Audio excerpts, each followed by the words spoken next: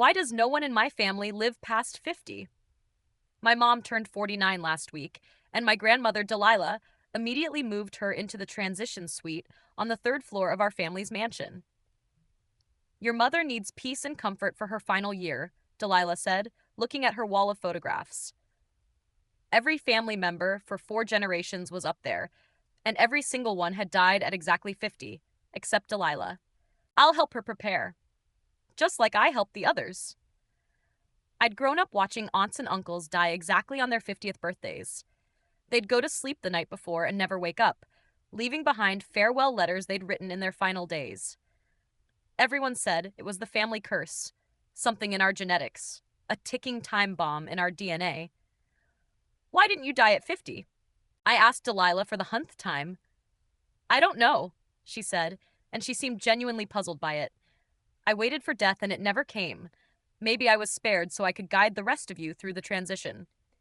She was 78 and the only person in our bloodline to survive past their 50th birthday. This time was different, though. This time it was my mom. And when Delilah left the room, Mom grabbed my hand so hard it hurt. I'm not ready, she whispered. I want to see you get married and have kids. Maybe you'll be like Delilah, I said. Maybe you won't die. No one else has ever lived past 50, she said, except Estelle. But look what happened to her. Great Aunt Estelle had somehow made it to 51, and everyone thought she'd broken the curse. But her daughter died suddenly, 2 days later, and Estelle died the day after that. Delilah said the curse had taken them both because Estelle had cheated death and disrupted the natural order.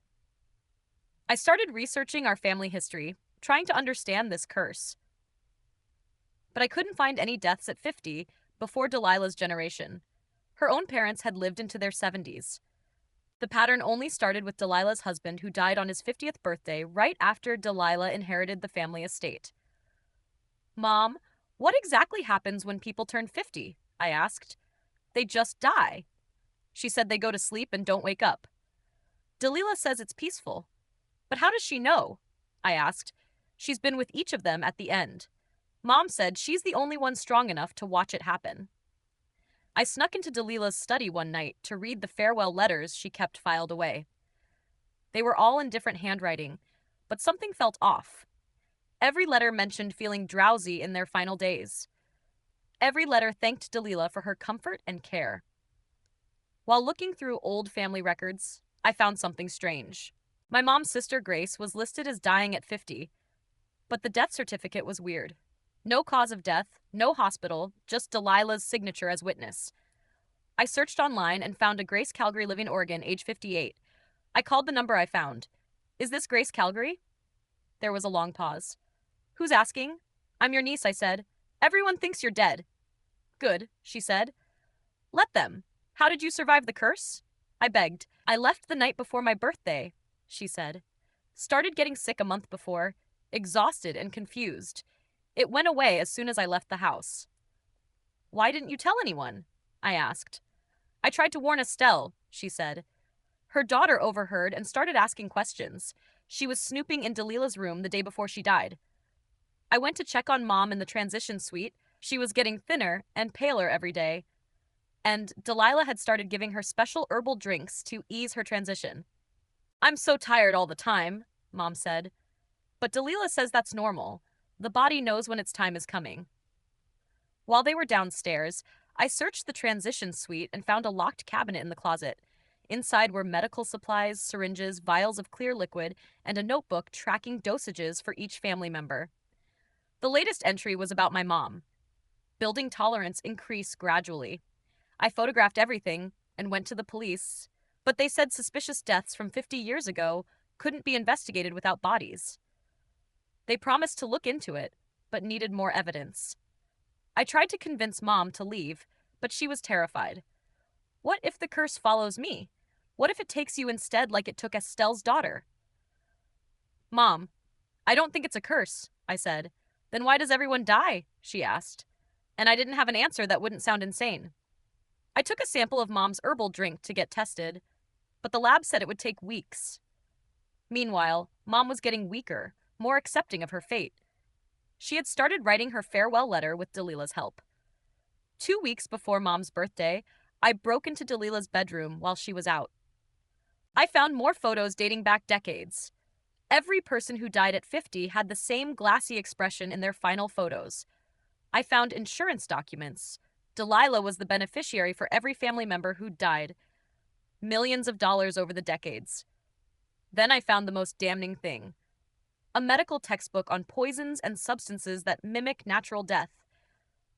I heard footsteps on the stairs and quickly put everything back, but Delilah was already standing in the doorway.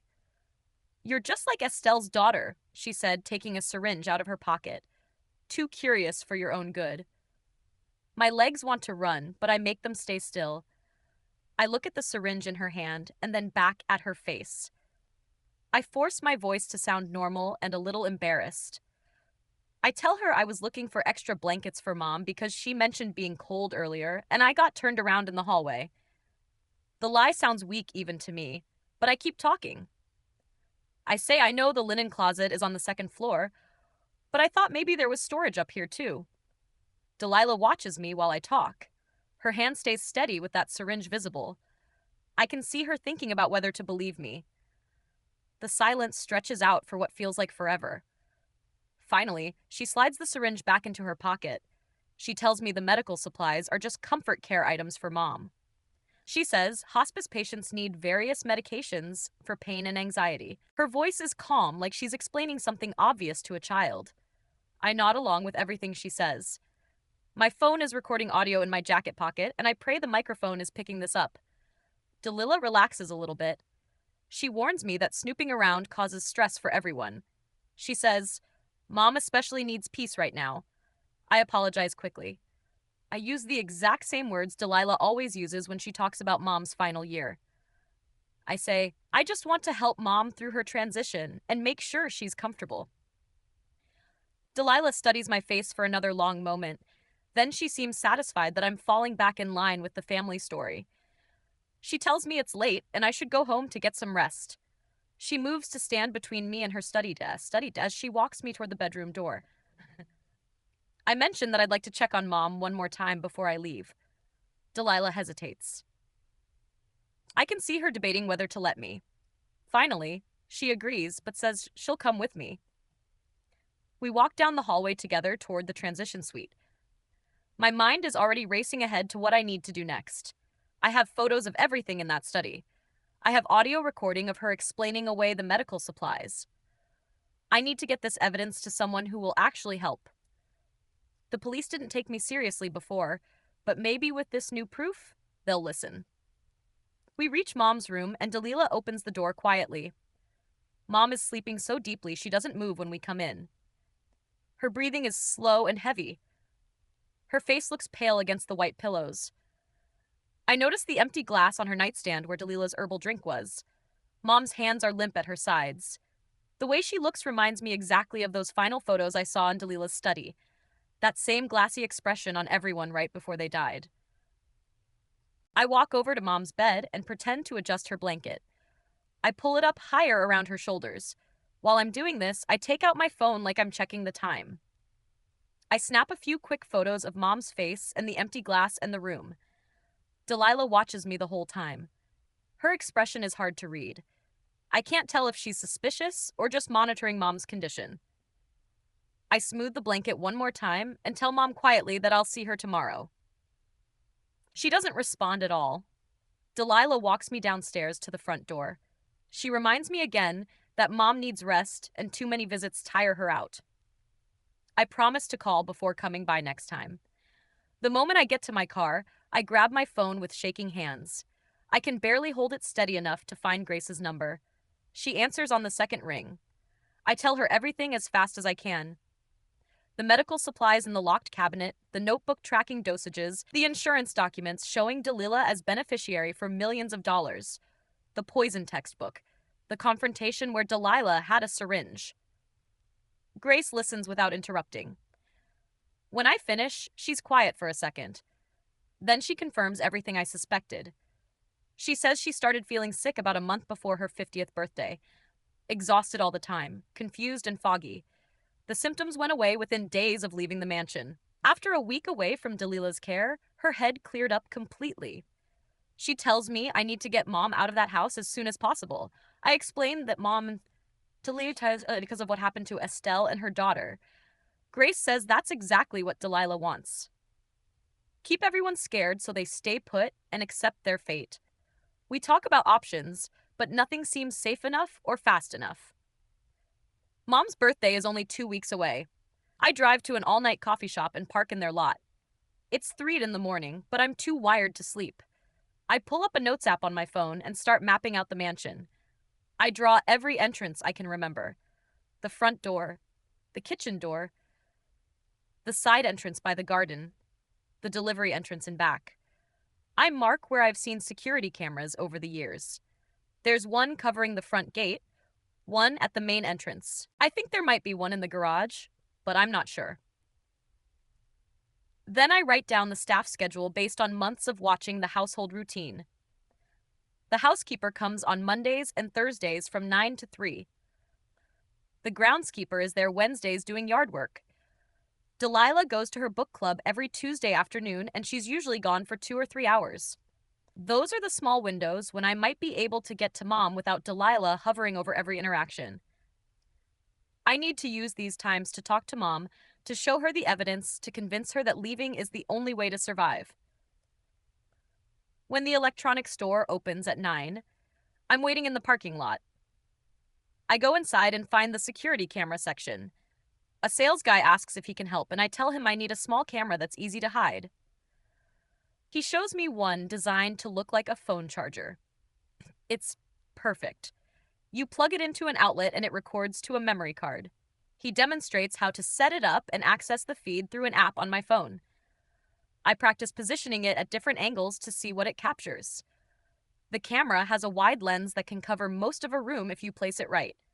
I buy it along with a high-capacity memory card. In the parking lot, I test it again to make sure I understand all the settings. If I can record Delilah actually giving Mom those poison drinks or injections, that might be the concrete proof I need. Something that shows exactly what she's doing. Something that can't be explained away as family drama or misunderstanding. I find the police department's website on my phone and locate the detective division email address. I forward all the photos from Delilah's study, the medical supplies, the dosage notebook, the insurance policies, the poison textbook. I write a detailed email explaining the situation. I include the timeline. I emphasize that Mom's 50th birthday is in 2 weeks. I hit send and immediately get an automated response. The message says they're experiencing high case volumes. Response time is 5 to 7 business days. I want to throw my phone across the parking lot. Mom doesn't have 7 days to wait for someone to maybe look at an email. She doesn't even have 7 days total. But I force myself to stay calm and think about what else I can control. I need to keep building evidence. I need to document everything. I need to be ready to act when the time comes. I open the insurance document photos on my phone and zoom in to read them more carefully. The amounts are staggering. $50,000 after Uncle James died, $75,000 after Aunt Patricia, $100,000 after my grandfather. The policies go back decades. I add up rough numbers in my head and it comes to several $1,000,000 over the years. Every single policy lists Delilah as the beneficiary. Every death certificate has her signature as the witness. She was there for each one. She watched them die and signed the paperwork and collected the money. The pattern is so clear it should be impossible to ignore, but apparently everyone has ignored it for years because no one questioned the family curse story. No one thought to investigate because Delilah was the respected family matriarch who took care of everyone so devotedly during their final days. That afternoon, I returned to the mansion with the hidden camera in my purse. I text Delilah that I'm coming by, and she responds that Mom is awake, but needs to keep the visit short.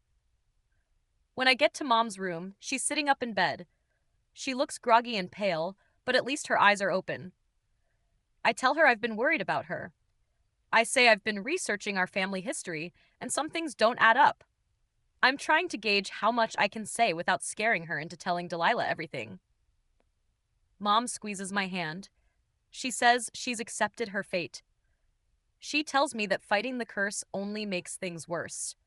She mentions Estelle and how trying to cheat death got both her and her daughter killed. I have to bite my tongue hard to keep from screaming. I want to tell her there is no curse. I want to show her all the evidence, but I know if I push too hard right now, she'll panic and tell Delilah, and then I'll lose all access. So instead, I just hold her hand and tell her I love her. I promise her we'll figure this out together. She smiles sadly like she thinks I'm in denial about what's coming. Before I leave, I plug the hidden camera into an outlet near her nightstand. It looks exactly like a regular phone charger. Mom doesn't even glance at it. I leave Mom's room and walk quickly down the stairs, my legs shaking from the adrenaline of plugging in that camera right under Delilah's nose. I get to my car and sit in the driver's seat for a minute, hands gripping the steering wheel while I try to calm down enough to think clearly. I pull out my phone and search for private medical labs that do toxicology testing, scrolling through results until I find one that advertises fast turnaround times and 24-hour service. I dial the number and a woman answers on the second ring, her voice professional and slightly tired. I explain that I need to test a drink sample and some vials for unknown substances, trying to sound calm and reasonable instead of like someone in the middle of a family emergency.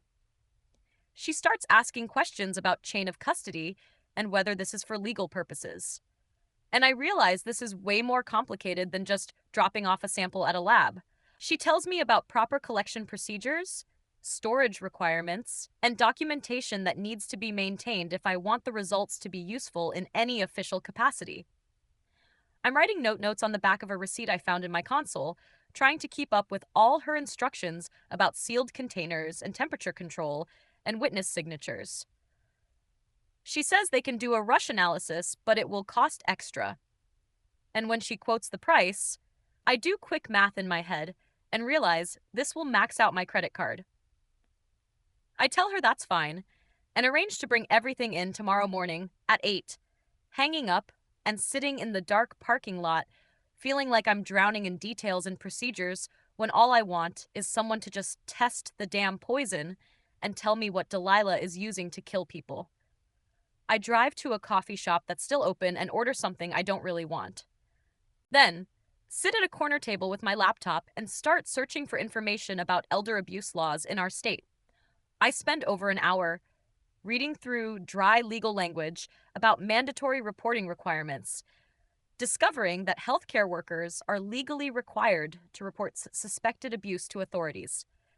If I can get one of the nurses or aides who visit the house to actually see what's happening, they might be obligated to file a report that would carry more weight than my accusations as a family member.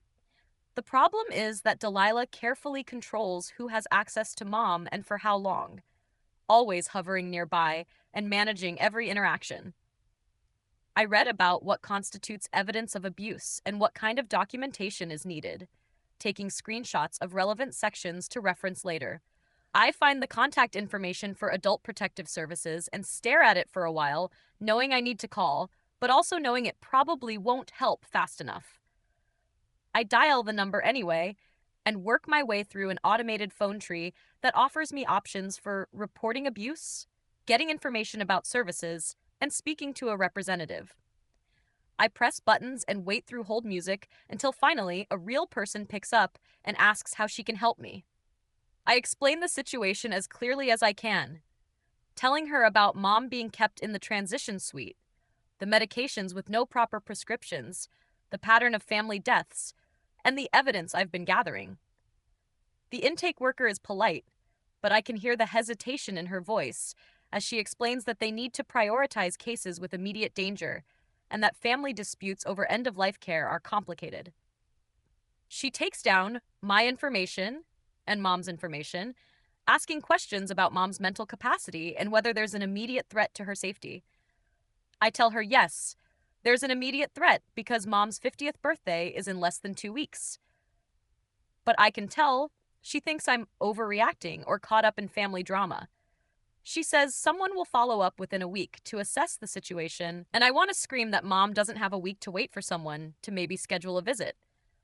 I thank her and hang up, adding this to my mental list of useless bureaucratic delays, while Mom gets weaker every single day. I go back to the mansion that evening and let myself in with my key, heading straight up to the third floor to check on Mom. When I get to her room, I notice immediately that there are new locks on the cabinet where Dalila keeps the medical supplies, small combination locks that weren't there this morning. Dalila is sitting in the chair by Mom's bed, and she looks up when I enter. Her expression pleasant, but with something hard underneath. She tells me that Mom needs more rest now, and that too many visitors are exhausting her. Speaking in that calm, reasonable tone that makes me want to shake her until she admits what she's really doing. I ask if I can just sit with Mom for a little while, and Delilah checks her watch, then says I can stay for 20 minutes, but Mom shouldn't be disturbed or agitated. I sit on the edge of Mom's bed and take her hand, which feels cold and limp in mine. Mom's eyes are closed and her breathing is shallow, and she doesn't wake up even when I squeeze her fingers gently. Dalila watches me the whole time from her chair, and I'm hyper aware of every move I make. When Dalila gets up to adjust Mom's blankets, I quickly reach over to the nightstand and make sure the phone charger camera is still plugged in and positioned correctly. My heart racing as I check that the angle captures the bed and the door. Dalila turns back around, and I'm already pulling my hand away, pretending I was just moving Mom's water glass. She tells me my time is up and I should let Mom rest, walking me to the door like she's escorting me out. I leave feeling like I'm abandoning Mom in enemy territory. But at least now I have that camera recording everything that happens in that room. The next morning, I wake up early and stop at a drugstore to buy a bottle of electrolyte drink that looks almost identical to the herbal mixture Delilah has been giving Mom. I pour some out and compare the color and consistency, adding a little water until it matches perfectly. I put the bottle in my bag along with a clean sample container and drive to the mansion. Getting there before Delilah usually starts her morning routine with Mom. I let myself in and go upstairs, finding Mom still asleep and the room empty. I can hear Delilah moving around downstairs, probably making breakfast or getting her own coffee. I move quickly to the nightstand where Delilah keeps the current batch of herbal drink in a glass bottle. My hands shaking so badly I almost knock it over. I unscrew the cap and carefully pour the mixture into my sample container, watching the thick, brownish liquid flow out and trying not to think about how much of this Mom has already consumed. I seal the sample container and shove it in my bag. Then pour the electrolyte drink into the glass bottle and screw the cap back on. I'm wiping up a few drops I spilled when I hear footsteps on the stairs, and I barely have time to shove the drugstore bottle into my bag and step away from the nightstand before Delilah walks in. She looks at me with raised eyebrows and asks what I'm doing here so early, and I tell her I couldn't sleep and wanted to check on Mom before work. She accepts this and moves to Mom's bedside, and I make myself leave before she can get suspicious about why I'm lingering. That afternoon, I come back to visit, and Mom seems more alert than she has in days. Her eyes actually focusing on my face when I talk to her. She asks me questions about my life and what I've been doing, and she actually remembers my answers when I reference them later in the conversation. I'm so relieved I could cry, seeing her personality come back even just a little bit. Delilah comes in to check on us, and she notices immediately that something is different, her eyes narrowing as she watches Mom track our conversation and respond appropriately. She makes a comment about how interesting it is that Mom seems more energetic today, then adds that the herbs must need her concentration since Mom is building up tolerance to the current dose. The casual way she discusses drugging her own daughter makes stomach turn, but I force myself to smile and nod like I believe she's just trying to help with comfort care. Dalila leaves to go prepare a fresh batch, and I sit with Mom, zatching, holding her hand and trying to memorize this moment of lucidity before the drugs pull her back under. That night, I sit in my car outside the mansion and pull up the hidden camera feed on my phone, scrolling back through the footage from the afternoon and evening. At first, it's just Mom sleeping and Delilah coming in periodically to check on her. Nothing unusual or suspicious. Then, around 11 at night, I see Dalila enter the room with something small in her hand, and I zoom in as much as the app allows. She approaches Mom's bedside, and I can see it's a syringe, small and filled with clear liquid. The angle isn't perfect because the camera is positioned on the nightstand, but the footage clearly shows Delilah injecting something into Mom's IV line while Mom sleeps.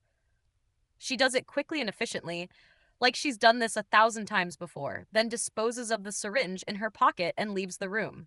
I watch it 3 more times to make sure I'm seeing what I think I'm seeing. Then I save the video file to my phone and immediately upload copies to my email, a cloud storage service, and a USB drive I keep in my glove box. This might be the most important evidence I'll ever capture. Proof that Delilah is actively administering substances to Mom without her knowledge or consent. The next morning, I have an appointment with a lawyer who specializes in elder law, someone I found through an online search of attorneys who handle guardianship cases. I bring my laptop with some of the photos and videos I've collected, and I explain the situation while he takes notes on a legal pad. I ask about emergency guardianship to get Mom away from Delilah, and he listens carefully, but his expression tells me this isn't going to be as simple as I hoped. He explains that guardianship cases are complex and slow, especially when the alleged abuser is also a family member with decades of caregiving history and no prior complaints. Courts are reluctant to remove someone from their home and primary caregiver without substantial evidence and due process, which can take months. He suggests I focus on getting law enforcement involved first, since criminal charges would give me more immediate options for protecting Mom through restraining orders or emergency removal. He gives me some paperwork about filing for guardianship anyway, just to start the process, but he's honest that it won't happen fast enough to help Mom before her birthday.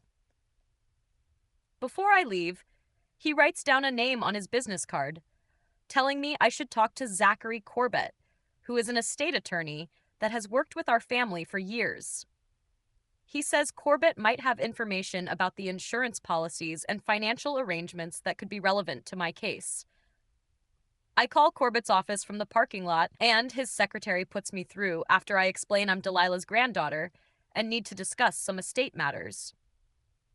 Corbett agrees to see me that afternoon, and I drive across town to his office, which is in one of those old buildings with dark wood paneling and expensive furniture. When I'm shown into his office, Corbett is polite but distant, gesturing for me to sit in one of the leather chairs across from his desk. I start to explain my concerns about the insurance policies and the pattern of deaths, and his expression goes from professional to cold. He tells me that all the estate planning was done properly, and that family members often get upset about end-of-life decisions when emotions are running high. He says everything was reviewed by multiple attorneys and executed according to legal standards. And he implies I'm being dramatic and looking for problems where none exist.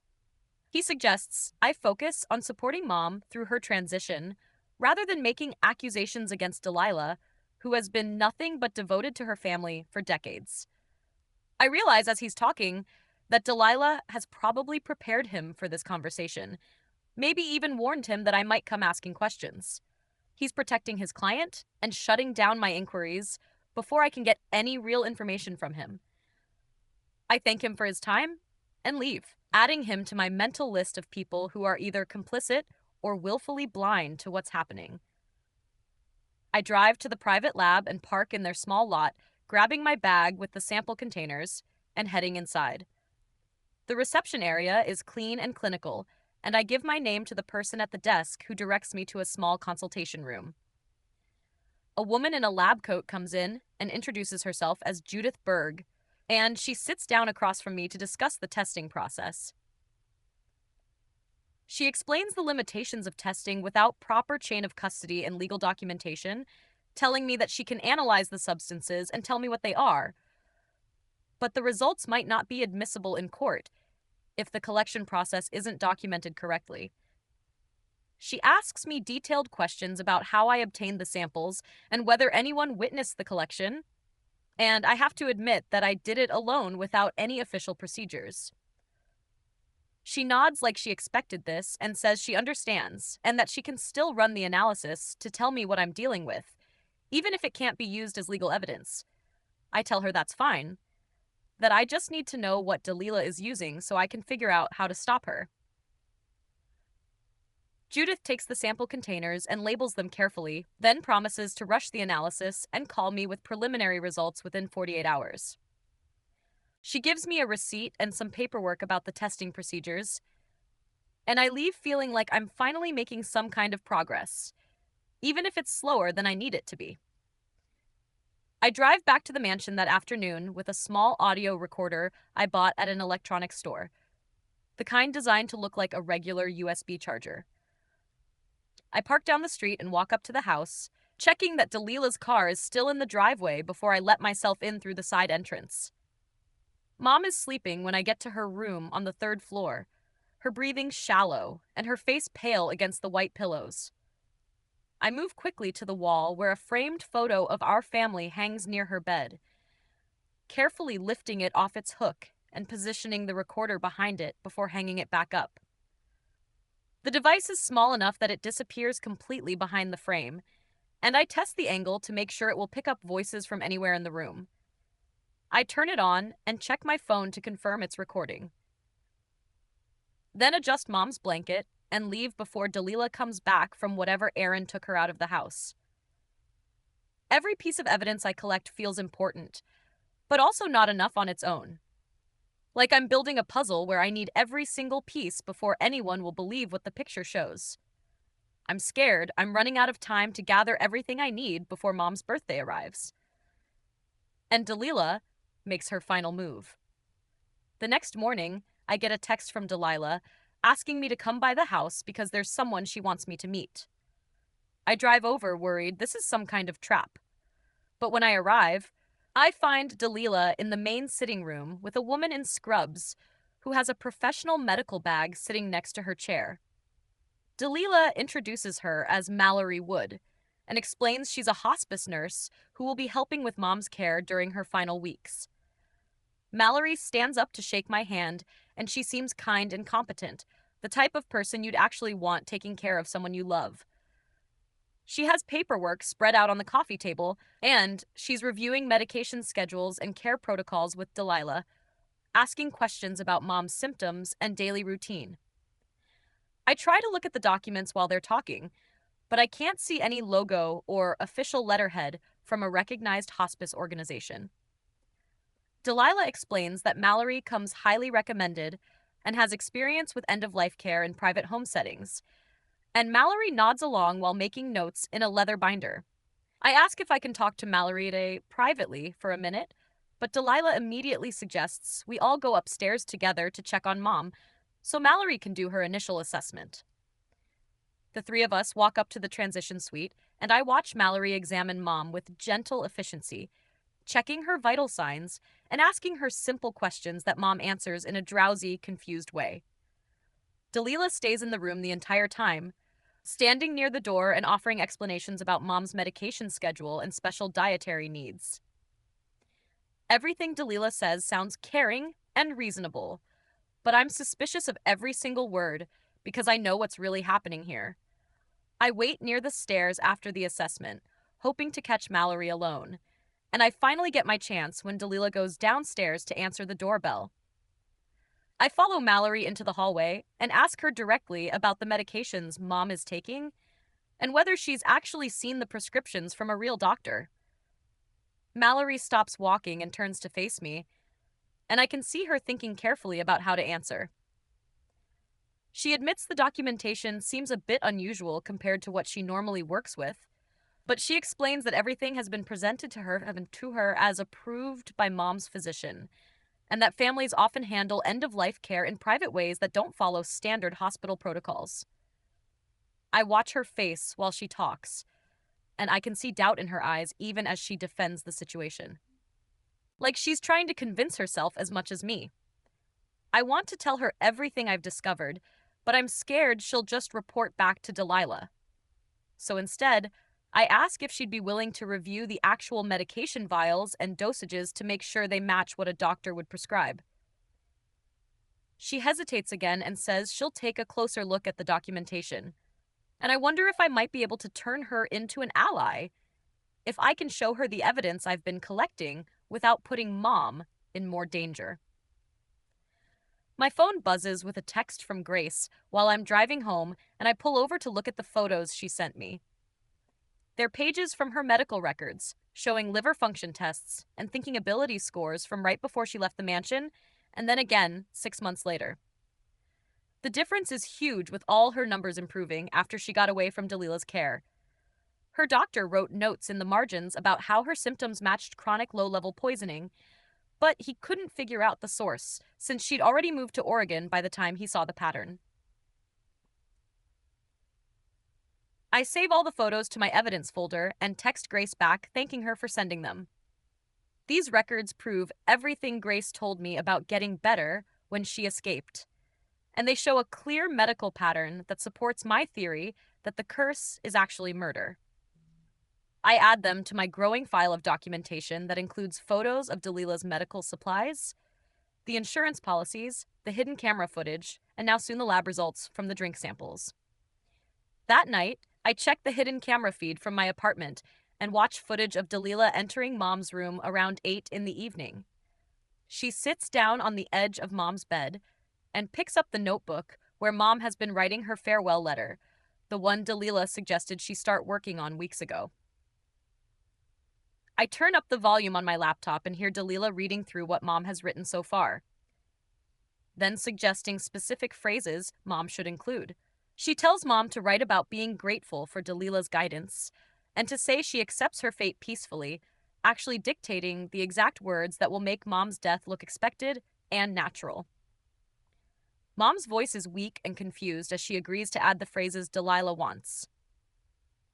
And I watch her pick up her pen with shaking hands to write what Delilah is telling her to say. The whole thing makes me feel sick, because Delilah is literally scripting the goodbye letter that will be used as evidence that Mom died willingly and without suspicion. I saved the video file to 3 different locations, knowing this footage shows the psychological control Delilah has over Mom, which is almost as bad as the physical poisoning because it's destroying Mom's ability to fight back or ask for help. My phone rings the next afternoon, and it's the woman from Adult Protective Services calling me back about the report I filed. She apologizes for the delay and says she scheduled a home visit to evaluate Mom's situation. And I feel a quick moment of hope until she tells me the appointment is for next Tuesday. I do the math in my head and realize next Tuesday is 3 days after Mom's 50th birthday, which means it will be too late if Delilah follows her usual pattern. I try to explain the urgency and tell her about the birthday deadline, but she says she understands my concern, and she'll try to move the visit up if there's a cancellation. She can't promise anything, though, because they have a huge caseload and they need to coordinate with other agencies before they can do an emergency intervention.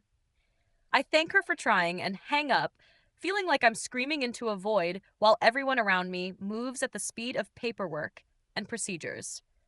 The system isn't designed to prevent murders that look like natural deaths, and by the time any one official takes action, it will be too late to save Mom. Judith calls me 2 days later with preliminary results from the drink sample I brought to her lab. Her voice is careful and professional as she explains what they found, telling me the sample contained traces of medicines called benzodiazepines and other drugs that make people sleepy and confused. She says the amounts weren't high enough to kill someone right away, but would definitely cause drowsiness and mental fog over time if someone took them every day. The levels match exactly with Mom's symptoms of being tired all the time and having trouble thinking clearly.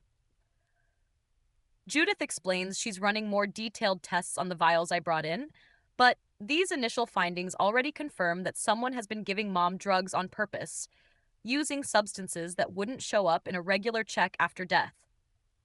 I thank her and ask her to rush the rest of the analysis. Then I save her preliminary report to my evidence folder. This is scientific proof that Mom is being poisoned, not dying from some genetic curse, and it's exactly the kind of documentation I need to make people take this seriously. I go back to the mansion the next day to check on Mom and find Delilah waiting for me in the front hallway. She tells me Mom needs complete rest now and that my visits seem to make her upset and anxious. She says I can see mom for a few minutes, but then I need to let her sleep because she's entering the final stage of her transition. I follow Dalila upstairs and notice Mallory standing in the hallway outside mom's room, looking uncomfortable. When Dalila goes into mom's bathroom to get something, Mallory quietly asks me if I have concerns about the care plan they're following.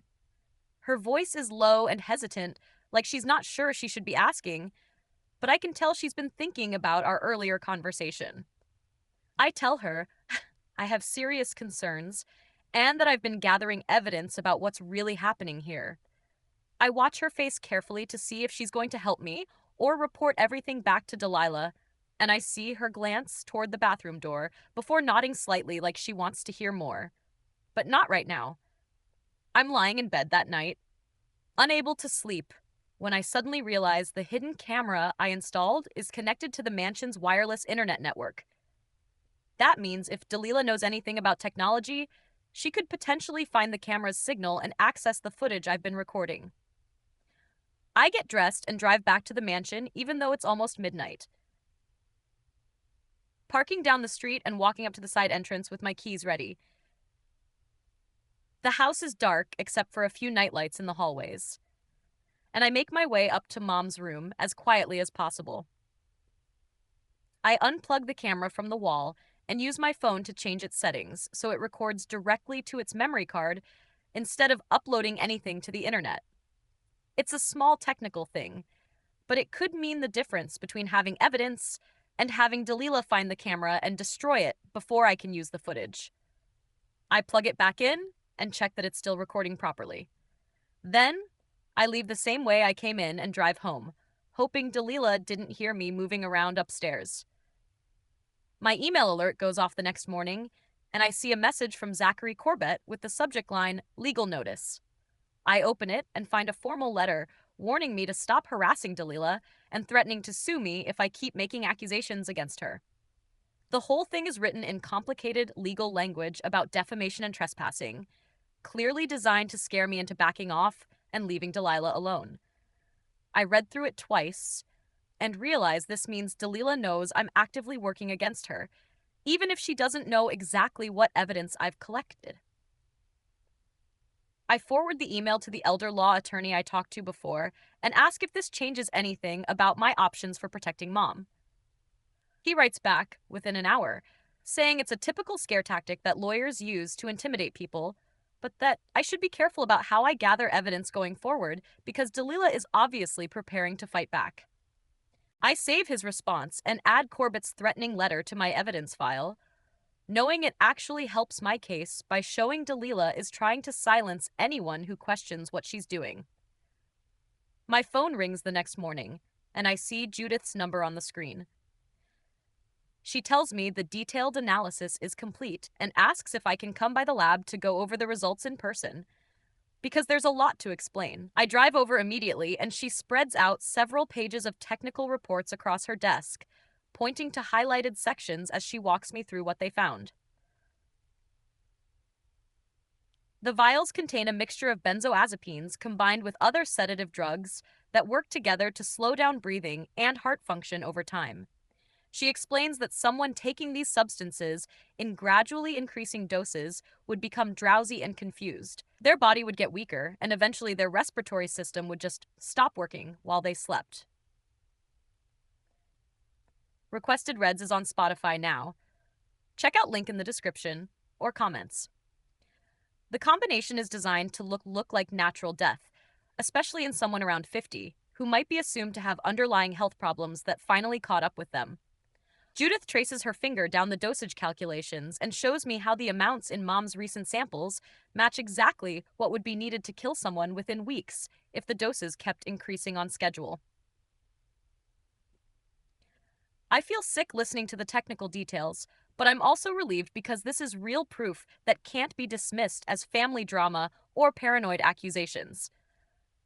I thank Judith and ask her to send me copies of everything. Then I sit in my car in the parking lot, trying to decide what to do next. I pull up the police department website on my phone and find the non-emergency number, expecting to get shuffled around or told to file an online report. The dispatcher answers, and I ask to speak with a detective about a potential serial murder case, trying to sound calm and rational instead of like someone making wild accusations about their grandmother. She puts me on hold for what feels like forever, then transfers me to a detective named Fletcher Ridley, who picks up and asks me to explain the situation.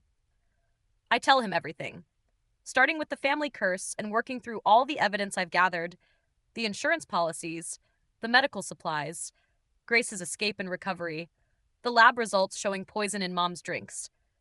He listens without interrupting, and I keep expecting him to cut me off or tell me this sounds crazy, but instead he asks specific questions about timeline and documentation. He wants to know exactly how many days until Mom's birthday, whether I have the original samples or just lab reports, if there's video evidence of Dilla administering the substances. I answer each question and realize he's actually taking this seriously, treating it like a real investigation instead of a family dispute. He asks if I can meet him this evening to go over all the evidence in person, and I agree immediately, giving him the address of a coffee shop near my apartment. Detective Ridley shows up right on time, and I spread out everything I've collected on the table between us. Photos of the medical supplies and dosage notebooks, screenshots of the insurance documents, printouts of the lab reports, the video footage from the hidden camera showing Delilah with syringes. He goes through each piece carefully, asking questions about how I obtained things and whether anyone else has copies. He's honest about the challenges we're facing with this case, pointing out that most of the deaths happened years or even decades ago, that Delilah is a respected member of the community who's never been in trouble, and that some of my evidence might have problems with how it was collected. But he also says that what I've shown him is enough to justify opening an investigation. And he explains that the strongest case will require catching Delilah actually giving Mom the poison, with clear documentation of Mom's condition immediately afterward. He wants video that shows Delilah administering substances, then shows Mom becoming impaired within minutes, with timestamps that prove the sequence of events. I tell him about the hidden camera I already installed, and he nods, saying, "That's good, but we need better angles and backup recordings in case Delilah finds and destroys the first camera." He gives me his direct cell number and tells me to call him immediately if I see Delilah preparing to give Mom anything, especially as we get closer to her birthday. The next morning, I go to an electronics store and spend 20 minutes looking at different hidden cameras before settling on a small clock that looks completely normal. The sales guy shows me how it works, and I test it right there in the store, checking that the video quality is clear and that I can access the feed through an app on my phone. I buy it and sit in my car syncing it to my phone, making sure the timestamp displays correctly because Detective Ridley emphasized how important that detail would be. The clock needs to show the exact real time, so there's no question about when events happen. No way for Delilah's lawyers to argue that footage was edited or manipulated. I practice positioning the clock at different angles and checking how the room looks through the camera lens, wanting to make sure I can capture both the bed where Mom sleeps and the area where Delilah prepares medications. The whole setup takes almost an hour, but I need to get this right because it might be the difference between building a case that holds up in court and having everything dismissed as unreliable evidence. I visit Mom that afternoon, and she looks worse than I've ever seen her. Her skin has this pale gray tone, and when she moves, it's like she's pushing through thick water. Every gesture slow and effortful. She's awake, but barely. And when she sees me, she reaches for my hand and holds on tight. She whispers that she's scared to fall asleep because she's not sure she'll wake up, and I can see real fear in her eyes, even through the fog of whatever drugs Delilah has been giving her. I promise her that I won't let anything happen, that I'm working on getting her out of here and somewhere safe. I have to fight to keep my voice steady and not start crying, because seeing Mom like this makes me want to grab her and run right now. But I know that won't work if Delilah can just report her as a confused elderly person being kidnapped by an unstable family member. I stay with Mom for an hour talking to her about random things and trying to keep her alert. And when I leave, I'm more determined than ever to stop Delilah before it's too late. I'm walking past Mom's door later that evening when I hear voices inside and recognize Mallory talking to Delilah.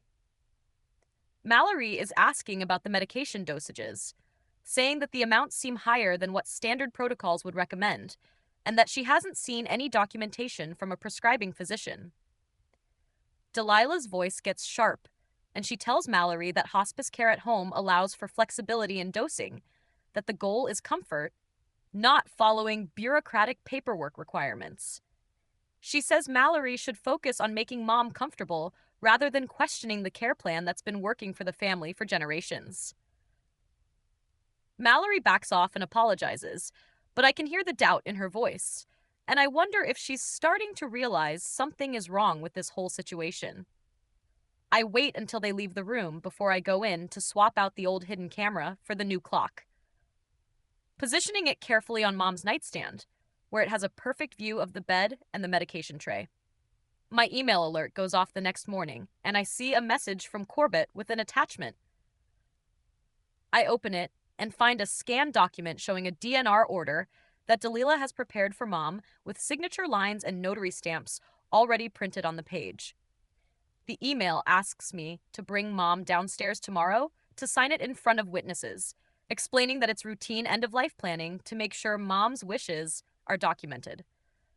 I read through the form and realized this is Delilah setting up legal cover for Mom's death, getting Mom to sign away her right to emergency medical treatment so that when she stops breathing, no one will try to save her. I forward the email immediately to Detective Ridley, and he calls me back within minutes, confirming that getting Mom to sign this document would make investigating her death much harder, because there would be legal documentation saying she chose not to receive life-saving care. I spend the rest of the morning searching online for doctors who do capacity assessments, looking for someone who specializes in elder care and understands issues around undue influence. I find a doctor whose website mentions experience with cases involving family pressure and financial exploitation, and I call his office explaining that I need someone to evaluate whether my mom is in a mental state to make legal decisions. The receptionist asks some questions and then puts me through to the doctor himself. And I tell him about Mom's condition and my concerns that she's being kept drugged and confused. He agrees to visit the house tomorrow afternoon to conduct a private evaluation of Mom's mental state and her ability to understand what she's signing. I give him the mansion address, and he says he'll need at least 30 minutes alone with Mom to do a proper assessment, and that if he finds evidence of impairment, he can provide documentation that might be enough to block the DNR signing. The doctor calls me back 2 hours later, sounding frustrated. He says he drove to the mansion, but security turned him away at the gate, that someone told him there's a flu outbreak in the house and no visitors are allowed for health reasons. He tried to explain that he's a physician coming for a scheduled appointment, but they wouldn't let him through, and he can't force his way onto private property. He says he can reschedule for next week if the situation changes, but that without cooperation from whoever controls access to the house, there's not much he can do. I thank him and hang up, feeling like I just hit another wall, and I realize Delilah somehow found out about the appointment and actively blocked it. She's aware that I'm working against her now, even if she doesn't know exactly what evidence I've collected, and she's taking steps to prevent any outside professionals from seeing Mom or documenting her condition. Judith calls me that same afternoon and says she rushed the final analysis on the hair sample I brought her weeks ago. The results show that Mom has been exposed to the same sedative compounds over a period of at least 6 weeks, with levels that gradually increased over time. The pattern matches exactly what you'd expect if someone was building up doses slowly to establish tolerance before giving a final lethal amount. Judith explains that she's written up a preliminary report with careful language about chain of custody limitations since I collected the samples myself. But the scientific findings are clear and detailed enough that Detective Ridley says they'll support getting a warrant if we can capture one more piece of direct evidence showing Delilah actually administering the poison. I spent the next morning at a medical supply store, looking for something that could help me track Mom's location if things went wrong. The clerk showed me a small GPS device made for elderly patients with memory problems about the size of a quarter and designed to fit in a pocket without being noticed. I bought it along with a sewing kit and tested the alerts on my phone in the parking lot, setting up a notification system that would ping me if Mom left the mansion property or if the device moved more than a mile from the house. Back at my apartment, I carefully sewed the tracker into the inner pocket of Mom's bathrobe, the one she wore every morning, making sure the stitching was invisible and the device sat flat against the fabric. It felt paranoid to be tracking my own mother like she was a flight risk.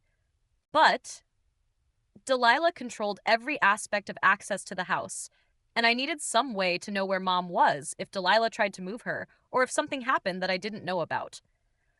I tested the geonce one more time before heading to the mansion, watching my phone light up with an alert as I drove past the property boundary. The clock camera I'd hidden on Mom's nightstand had been recording for 2 days straight, and I checked the footage every few hours from my phone, fast forwarding through the boring parts where Mom slept or Delilah sat reading. Then, at exactly 11 in the morning, I watched Delilah enter the room with a small syringe in her hand, clearly visible in the frame as she approached Mom's IV line. She injected something into the port, and I could see the exact moment on the timestamp. Then Mom's eyes got heavy within minutes, and her words became slow and confused as Delilah asked her questions about the farewell letter. The footage was perfect. Delilah's face was clear. The syringe was obvious, and Mom's declining state was documented with timestamps that matched up exactly. I called Detective Ridley immediately, while saving 3 backup copies of the video file, and he watched it remotely through a secure link I sent him. He confirmed this was exactly the direct evidence he needed to move forward with getting a warrant, that seeing Delilah actually administering something to Mom while Mom was clearly impaired afterward would be enough for a judge to take seriously. Detective Ridley called me back an hour later with specific instructions about what to do next. He explained that the warrant process would take at least another day or two, even with the video evidence, and that in the meantime, I should call 911 the next time I saw Delilah preparing to give Mom any medications or injections. Having paramedics document Mom's condition and the presence of substances in her system in real time would create an official medical record that couldn't be dismissed as family drama or disputed later in court. He walked me through exactly what to say to the dispatcher and how to make sure the paramedics understood this was a suspected poisoning case, not just a family disagreement about end-of-life care. I programmed 911 into my phone's emergency shortcut and spent the afternoon packing a bag with Mom's essentials in case we needed to leave the mansion quickly. I grabbed her medications, copies of her medical records, comfortable clothes, and her favorite photos, storing everything in my car trunk where it would be ready to go at a moment's notice. I arrived at the mansion that evening to find Delilah in Mom's room with Corbett sitting at the small desk, the DNR paperwork spread out in front of them. Mom was propped up in bed, looking pale and confused. And Delilah was pointing to signature lines while Corbett prepared his notary stamp. I walked in with my phone already recording video and interrupted them, saying clearly that Mom wasn't in any state to make legal decisions and that I was documenting everything happening in this room. Delilah's face went cold, and she told me to leave immediately, that this was none of my business, and I was upsetting Mom during an important moment. But Corbett looked uncomfortable as he glanced at Mom's glazed expression and the way her hand shook when she tried to hold the pen. He suggested they rescheduled the signing for a time when there was less family conflict, using careful lawyer language that gave him an out without directly accusing anyone of anything wrong. It was a small win, but I'd take it. Anything that delayed Mom signing away her right to emergency medical treatment bought us more time. Mallory found me in the hallway the next morning and pulled me into an empty room, closing the door before speaking in a low voice. She admitted she'd been reviewing the medication logs overnight, and something didn't add up about the dosages or the combinations Delilah had been giving Mom. The amounts were too high for standard comfort care. The drug combinations were unusual and potentially dangerous, and there was no proper prescription documentation from any actual doctor. She said she could lose her nursing license for participating in this, even unknowingly, and that she was seriously considering reporting it to the state medical board. I told her about Detective Ridley and the investigation that was already underway, showing her some of the evidence I'd gathered, including the video of Delilah with the syringe. Mallory's face went pale as she watched the footage, and she agreed to keep Mom as alert as possible going forward, to water down any drinks Delilah prepared, and to call me immediately if Delilah tried to give any additional medications or injections. I photographed the new vials that arrived at the house later that day, delivered by a medical supply courier, and signed for by Delilah. The lot numbers and pharmaceutical labels indicated these were stronger concentrations of the same sedative compounds Judith had found in the earlier samples. I watched Delilah show them to Mallory and explained this was the final comfort batch for Mom's last days, speaking about it like it was normal hospice care rather than murder supplies being delivered to kill her own daughter. The casual way she discussed it, while I stood right there in the room, made my skin crawl. But I focused on getting clear photos of every vial and documenting the labels and dosage information for Detective Ridley. Grace called me that afternoon to say she'd booked a flight and would arrive tomorrow, ready to help physically move Mom if we could create an opportunity to get her out of the mansion. Having another family member who understood what was really happening felt like reinforcement arriving. And Grace knew the mansion layout well enough from her own time living there to help plan an actual extraction, if it came to that. We spent an hour on the phone talking through different scenarios. What if Delilah called the police and accused us of kidnapping? What if Mom refused to leave because she was too scared of the curse? What if we got Mom out, but then faced legal charges for interference or elder abuse ourselves?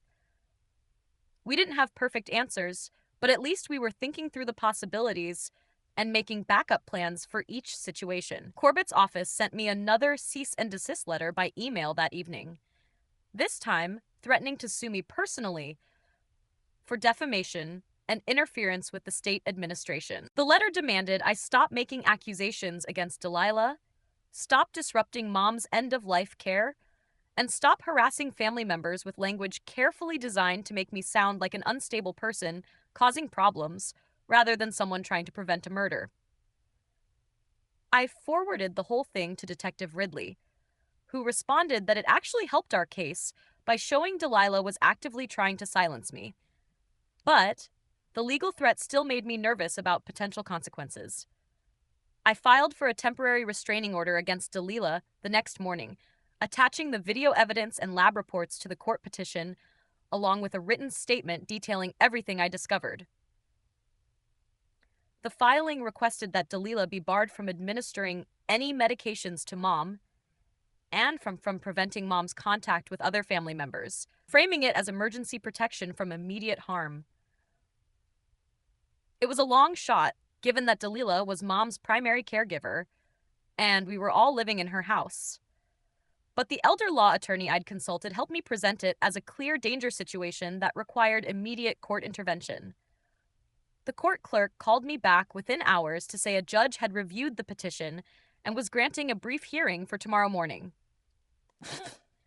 She explained the judge would look at the evidence more carefully and hear from both sides before deciding whether to issue even a temporary order, but that the video footage and toxicology reports were compelling enough to warrant an emergency hearing.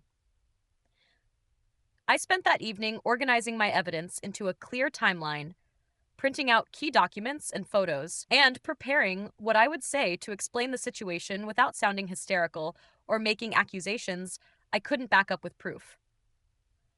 Mom's birthday was in 3 days, and this hearing felt like our last real chance to get legal protection in place before Delilah made her final move. That night, my phone lit up with a text from Mallory at 10:15. And when I opened it, my hand started shaking so hard, I almost dropped the phone. The message said Delilah was preparing a final comfort dose for Mom tonight, the night before her 50th birthday, to help her sleep peacefully through her last day. Attached was a photo of a syringe filled with clear liquid sitting on a silver tray next to three small vials, all of it laid out like surgical instruments ready for use. Mallory's text continued that she couldn't be part of this anymore, that this crossed every line, and that she was going to try to delay Delilah as long as possible. I called Detective Ridley immediately, and he answered on the second ring, his voice alert despite the late hour. I told him about Mallory's text and sent him the photo, and he was quiet for a moment before speaking. He said to call 911 the exact moment Delilah entered Mom's room with that syringe, that we needed paramedics there to document everything in real time, that catching her in the act with witnesses and immediate medical evaluation was our best shot. An email from Judith arrived 20 minutes later with the subject line marked urgent, and when I opened it, I found a formal, written report attached as a PDF. The document was 12 pages long with technical language and charts, carefully noting the chain of custody limitations, but detailing exactly what substances were found in each sample I provided. The report explained how the combination of drugs would cause progressive sedation and respiratory depression, building up in the system over weeks until a final larger dose would stop breathing entirely. It noted that death would appear completely natural without specific toxicology testing, looking for these exact compounds, and that the dosing pattern suggested deliberate escalation toward a lethal endpoint. The scientific language was dense, but clear. The kind of document that carried weight in court proceedings, and I added it to my evidence file, knowing this might be the foundation that made everything else credible. I started packing a bag for Mom at midnight, pulling clothes from her closet during my last visit, and adding items I thought she'd need. I packed comfortable clothes, her medications for blood pressure and thyroid that were actually prescribed by real doctors, and copies of all her medical records I'd been able to access or photograph.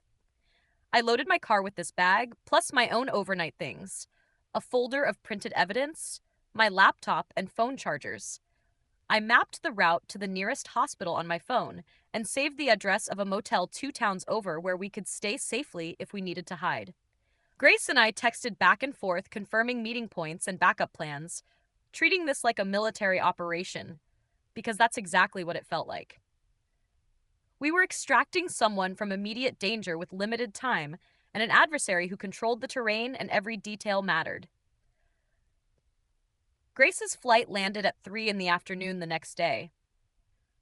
And instead of coming directly to the mansion, she took an Uber to a coffee shop about 2 miles away. I met her there, and we sat in a back corner booth going over the plan one more time, speaking quietly, even though no one was paying attention to us. I would return to the mansion and position myself in a downstairs room where I could watch the hidden camera feeds on my phone, staying out of sight, but ready to move fast. Grace would wait in her rental car, parked on a side street near the mansion's back gate, ready to help move Mom once the paramedics arrived, and the situation was secured.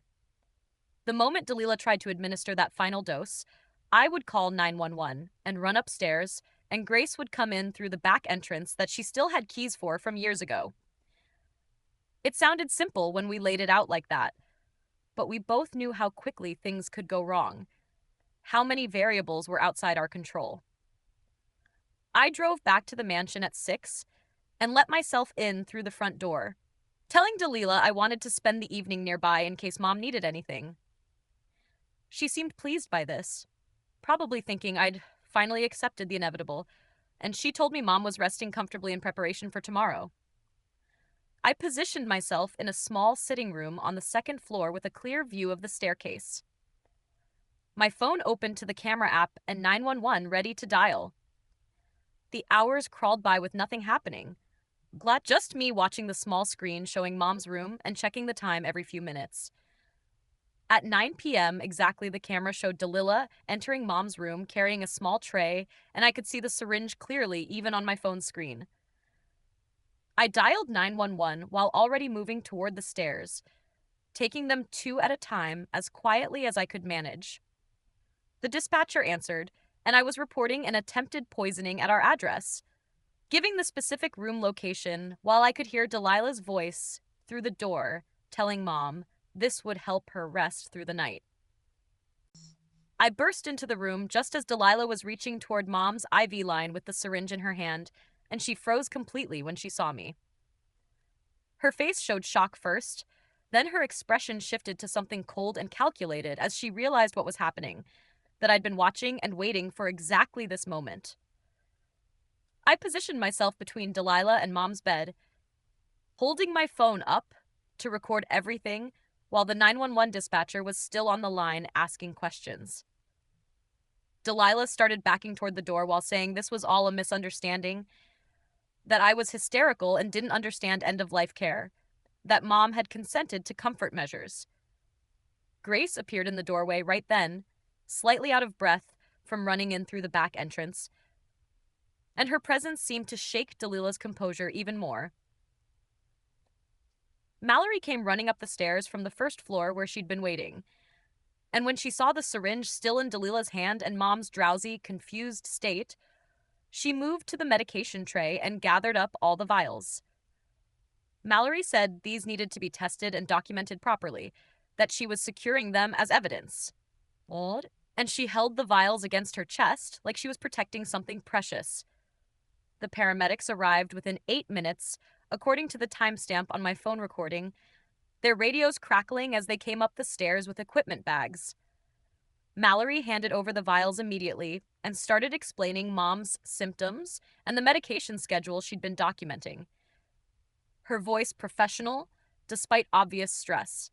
She detailed the doses and timing and substances, noting that nothing matched standard hospice protocols and that there were no proper prescriptions. The paramedics assessed Mom and checked her vital signs, noting her altered mental state and the concerning medication history Mallory described. They determined she needed immediate hospital evaluation given the substances involved and her condition, and they started preparing her for transport. Mom was confused and kept asking what was happening, and I held her hand while they loaded her onto the stretcher, telling her she was going somewhere safe. I climbed into the ambulance with Mom while Grace stayed behind at the mansion. Her job now to make sure Delilah didn't destroy any evidence and to let Detective Ridley into the house when he arrived. Detective Ridley met us at the hospital emergency entrance 40 minutes later, and I watched through the ambulance bay doors as he took possession of the vials and syringes that Mallory had secured. He photographed everything with his phone and a professional camera, documenting the chain of custody and labeling each item carefully. He told me he was heading back to the mansion to question Delilah, but that he wasn't arresting her yet. That he wanted to wait for the hospital toxicology results and to execute a proper search warrant with everything documented correctly. I asked if she could just leave, and he said he'd made it very clear she was under investigation and shouldn't leave town, that trying to flee would only make things worse for her. The emergency room staff moved fast once we were inside, taking Mom to a treatment bay and starting blood draws immediately. They ran a full toxicology screen that would test for everything, not just common drugs, but the specific sedatives and compounds that Judith's report had identified. The ER doctor examined Mom and documented her confused state, her vital signs that showed respiratory depression, and the concerning medication history that Mallory had provided. She ordered intravenous fluids and monitoring, creating an official medical record that supported everything I'd been claiming for weeks. The test results came back 2 hours later, showing multiple sedatives in Mom's system at levels that were way too high for any legitimate medical treatment, exactly matching the substances from Judith's report. Mom was admitted for observation and treatment, moved to a regular hospital room with monitoring equipment and nurses checking on her every hour. For the first time in weeks, she was in a place where Delilah couldn't access her, where every medication was prescribed by real doctors and documented in official records. The restraining order hearing happened by video call from the hospital the next morning, with me appearing on a laptop the social worker brought to Mom's room. I presented all the evidence I'd gathered over the past weeks, playing the video clips and sharing the lab reports and hospital documentation. The judge reviewed everything carefully, asking questions about the timeline and the medical findings. Clearly taking the situation seriously, she granted a temporary order barring Dalila from any contact with Mom and from entering the hospital or coming within 500 feet of Mom's room. The legal protection we desperately needed. It wasn't a criminal conviction, but it was official court recognition that Mom was in danger. And I could see the relief on Mom's face, even through her continued confusion from the drugs still clearing her system. The next morning, Corbett's office called Detective Ridley and said they were withdrawing from representing Delilah. The paralegal who called explained that Corbett's firm takes elder abuse very seriously, and they had no knowledge of any criminal activity. She said they would provide copies of all estate documents and insurance policies to help with the investigation. Detective Ridley called me right after to say this was a big break because now he could access decades of financial records without fighting legal battles. He explained that Corbett was probably trying to protect himself and his firm from being connected to Delilah's crimes. The cooperation meant Ridley could trace every insurance payout and show the full pattern of how Delilah had been collecting money after each family death. I felt relieved that at least one person who had been helping Delilah was now backing away and giving us what we needed. 2 days later, Adult Protective Services finally showed up to do their investigation. The investigator was a woman in her 50s who interviewed me first, then Grace, then Mallory, and finally the hospital staff who had been treating Mom. She took detailed notes and reviewed all the evidence I had gathered over the past weeks. She looked through the photos of the medical supplies, the lab reports, the hospital documentation, and the videos from the hidden cameras. After spending most of the day collecting information, she told me she was opening a formal case. She said the pattern of deaths in the family combined with the financial benefit Delilah received from each one was extremely concerning.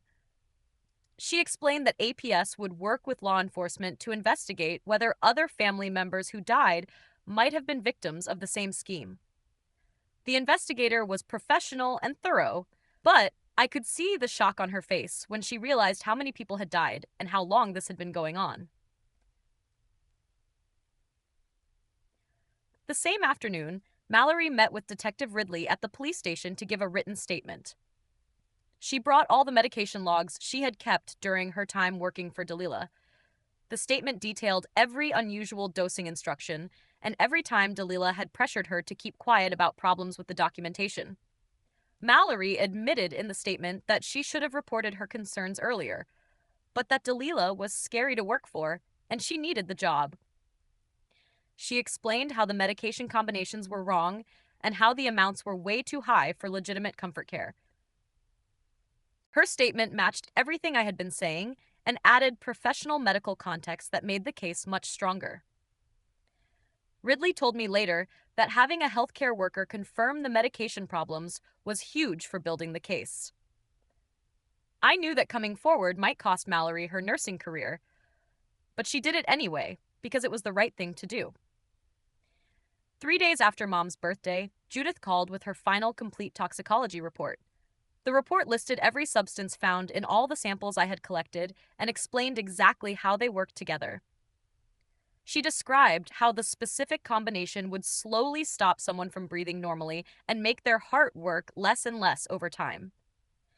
The report said this particular mix of drugs would cause death that looked completely natural unless someone specifically tested for these exact substances. It explained how someone would just seem to fall asleep and not wake up, which was exactly what had happened to every family member at 50. Judith had included scientific references and medical studies to back up her findings. Detective Ridley called me after receiving the report and said this was the scientific proof that turned family accusations into documented evidence of an actual murder method. He said the prosecutor now had everything needed to show that Delilah had been using a specific technique to kill people while making it look like natural death. The search warrant was executed on the mansion 3 days after Mom turned 50. Detective Ridley showed up early in the morning with a team of people from the police department and the crime lab. They had a judge's order to search the entire house and collect any evidence related to the deaths. I watched from my car, parked down the street, as they carried out boxes and boxes of stuff. They photographed everything in place before moving it. They took all the medical supplies from the transition suite and Mom's room. They collected the notebooks with dosage schedules that went back years and years. They found the medical textbooks with highlighted parts about poisons that don't show up in normal tests. They took files on every family member who had died with notes about their health and medication schedules. They even collected all the farewell letters that Delilah had kept like trophies. The search took most of the day, and by the time they were done, they had filled a police van with evidence. Delilah was arrested right there at the mansion and charged with attempted murder for what she tried to do to Mom. The detective told me the prosecutor was already looking at additional charges as they investigated all the historical deaths. Watching Delilah get put in handcuffs and taken away felt unreal after weeks of her being in complete control of everything. 2 days later, Delilah made bail. She used money from the estate to post bond and hired a whole team of expensive criminal defense lawyers.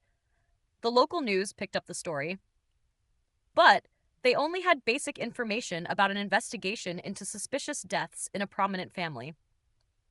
Extended family members I barely knew started calling and texting to ask what was happening.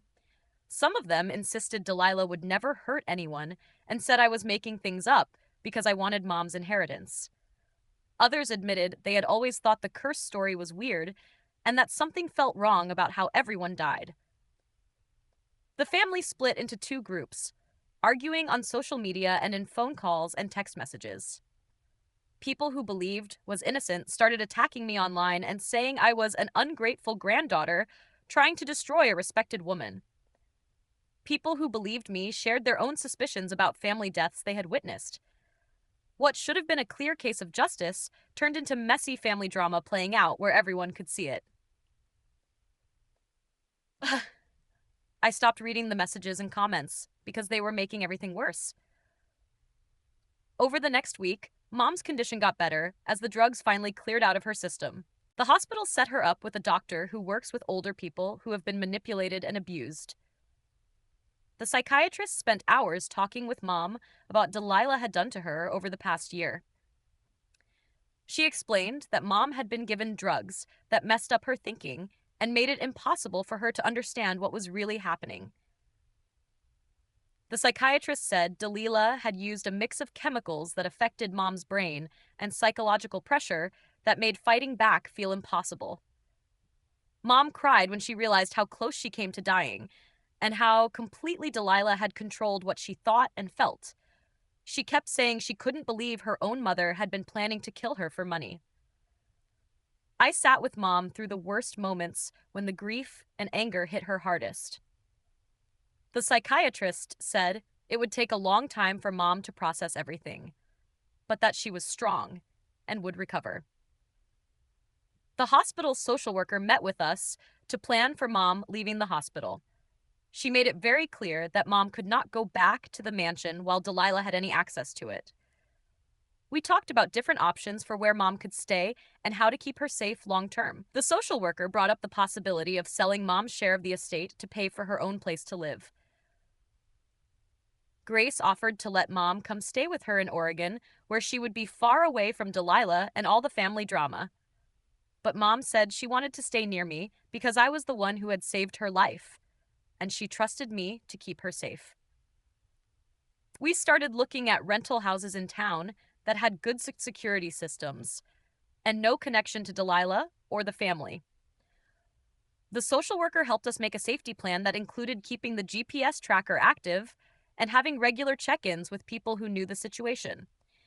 She also connected us with resources for victims of elder abuse and gave us information about support groups. Right in the middle of planning everything, Corbett sent an email saying the estate accounts were being frozen. The prosecutor was going after the money because it came from insurance fraud. This meant Mom couldn't access her inheritance to pay for a place to live or her medical bills. All the money that should have been hers was locked up in the legal case. We suddenly had no way to pay for anything. I maxed out my credit cards to cover the first month's rent on a small house we found, and to pay the medical bills that insurance didn't cover. The house was tiny compared to the mansion, but it had good locks and a security system, and was in a neighborhood where nobody knew our family. I knew we would figure out the money problems later. But right now, keeping Mom safe had to come first. Grace sent some money to help and said she would keep helping as long as we needed it. The financial stress added another layer of worry on top of everything else we were dealing with. I started seeing a therapist to deal with everything that had happened over the past month. The fear of losing Mom, the investigation, watching Delilah every second, and realizing how close everything came to going wrong. The therapist helped me understand that being constantly alert and worried had been necessary to keep Mom alive, but that I needed to learn when it was okay to relax now. She said I was showing signs of trauma from the sustained stress and danger. We worked on ways to set limits and recognize that I couldn't control everything, even though I wanted to protect Mom from any possible threat. The therapist taught me breathing exercises for when the panic hit, and ways to tell the difference between real danger and my brain being stuck in high alert mode. I practiced noticing when I was being reasonably careful versus when I was being so worried that it was making things harder. She reminded me that Mom was safe now and that I had done everything right to save her, but that I also needed to take care of myself so I could keep helping Mom through her recovery. We found a small rental house 3 weeks after Mom left the hospital, and I spent 2 days installing deadbolts on every door and window locks that actually worked. The security company came out and set up cameras covering all the entrances, and I tested the GPS tracker in Mom's phone to make sure the GeoOnce alerts were working properly. Grace flew in to help us move Mom's stuff from storage, and we set up her bedroom on the first floor so she wouldn't have to climb stairs while she was still getting her strength back. Mom was shaky those first few days, jumping at every sound and checking the locks multiple times before bed. But I noticed her hands were steadier when she made coffee in the mornings, and she started asking about going back to her book club. Grace came to visit every 3 weeks, and we set up a group chat where we checked in every morning with a simple thumbs up emoji, just to confirm everyone was okay. The prosecutor called twice to update us on the case against Delilah and said they were building charges related to multiple deaths, but that it would take months to go through all the evidence. 2 months after Mom's 50th birthday, we sat together at the kitchen table in our safe little house, eating takeout, and Mom reached across to squeeze my hand. She said she was ready to actually start living now instead of just surviving. And I believed her because I could see the color back in her face and the way she smiled when she talked about maybe getting a dog or taking a painting class. The curse that had hung over our family for decades turned out to be one woman's greed, and we were both alive and free from it. Well, there's the big finale nobody was waiting for. If you're still watching, I can't tell if you're loyal or just bored. Either way, I'm flattered. Go on, subscribe and see how far this bad habit goes. If this confession kept you hooked, make sure to subscribe, like, and share. We share powerful true stories every day that explore the complex realities of life.